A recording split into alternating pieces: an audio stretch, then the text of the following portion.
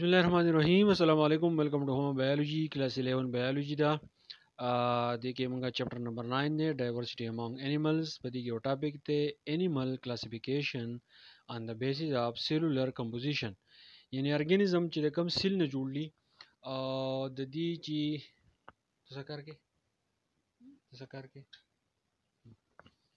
بسم الله الرحمن الرحیم. السلام علیکم. ویلکم ټو ہوم بایولوجی کلاس 11 بایولوجی دا. په دې کې چپټر نمبر 9 دی ټاپک پکې دی animal classification on the basis of cellular composition.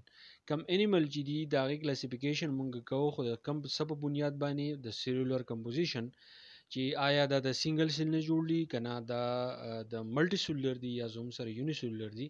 نو د دې خبرې په بنیاد باندې د animal classification چې په کومه طریقه باندې شوی دی نو په دې کې زوم سره درې ګروپونه دي. یاد ساتئ په دې کې زوم سره اونلی ګروپ ته پروټوزوا. وس پروټوزوا کم فیچر چې دی هغه څه دي په دې کې اولنی خبره دا ده په پروټوزوا کې چې دا د انیمل کلاسیفیکیشن دی. د انیمل کلاسیفیکیشن کې دا یو ګروپ دی چې هغه ته موږ پروټوزوا وایو.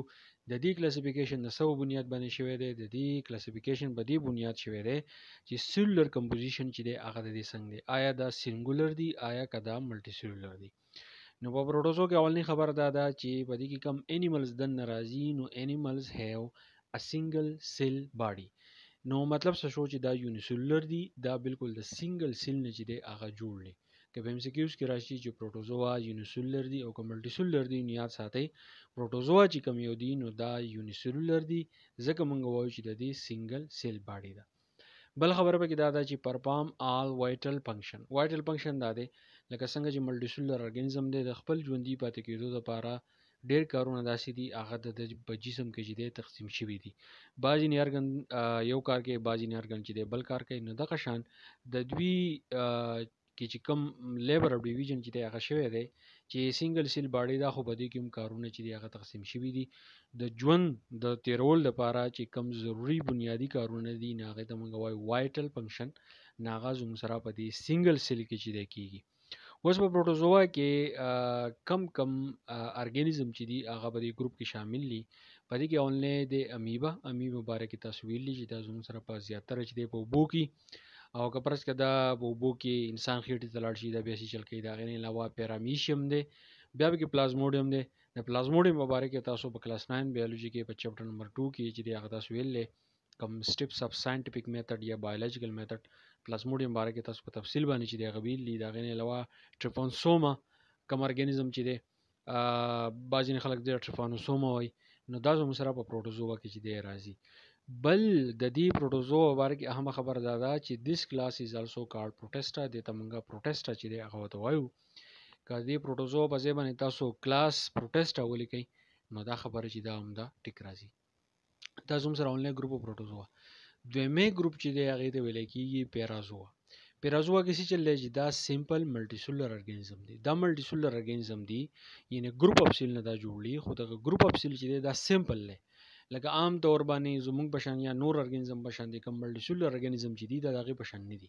صرف پکې دا یو خصوصیت دی چې ملټي سیلولر دي خو د هغوی په شان کارونه د هغوی په شان ساخت وغیره د دوی نه دی جوړ.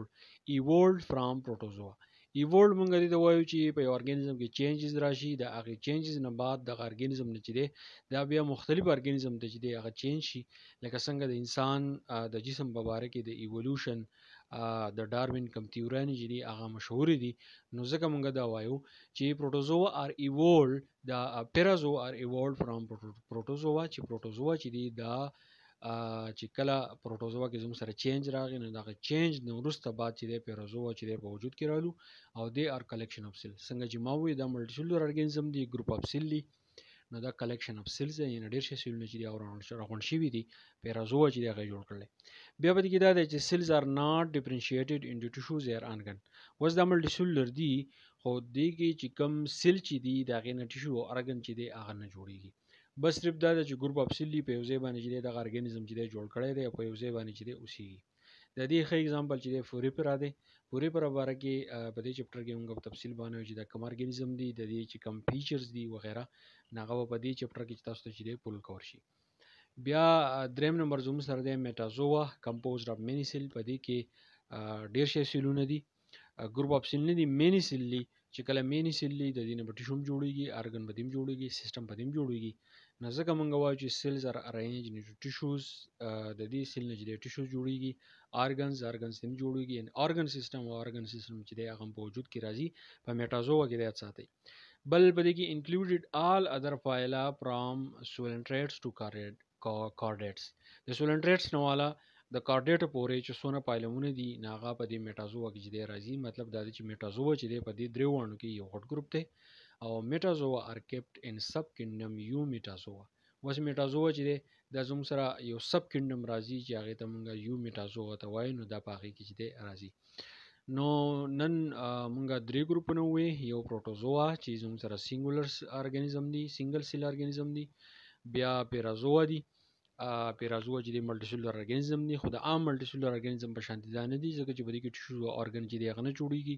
میټازوا چې دی دا زموږ سره په دې کې ډیر شی سیلونه چې دی هغه شامل دي، ټیک شو. خو په دې کې باقاعده تور زموږ سره ټیشوز ارګان او ارګان سیستم چې دی هغه بالکل په صحیح طریقه باندې چې دی جوړیږي. بل په کې د یاد ساتي چې پروټوزوا کوم اگزامپل چې دی هغه امیبا پیرامیشیم پلازموډیم دی، دغه شان د پیرازوا کوم اگزامپل چې دی هغه زموږ سره پوری پیرا دی. بیا د میټازوا کوم اگزامپل چې دی هغه د سولنټریټس او کارډیټس پایلمونو کې چې کوم ارګانیزم راځي هغه د دې اگزامپل دي.